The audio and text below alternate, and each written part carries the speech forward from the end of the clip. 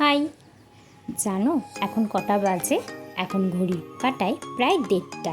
হ্যাঁ, ঠিকই শুনেছ, রাত 1:30।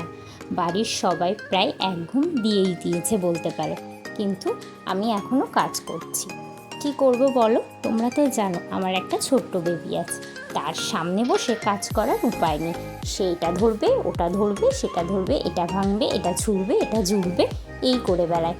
তার পেছনে দৌড়াতে দৌড়াতে আমার আর কাজ করা হয় না। তাই আমি চেষ্টা করি ওকে ঘুম পাড়িয়ে দিয়ে রাতে কাজগুলো কমপ্লিট করে নেওয়ার, বেশিরভাগ জুয়েলারির ক্ষেত্রে। দেখো, তোমাদের সাথে কথা বলতে বলতে আমার এই চুড়িটা রেডি হয়ে গেছে। এই চুড়িটা একটা দিদিভাইয়ের অর্ডারের ছিল, সেগুলোই করতে বসেছিলাম। অনেকগুলো চুড়ি ছিল, তাই করতে করতে প্রায় অনেকটা রাতই হয়ে গেছে। তাই আর রাতে তোমাদের ভিডিওটা শেষ করতে পারিনি, তাই সকালে উঠে ভিডিওটা করে দিলাম।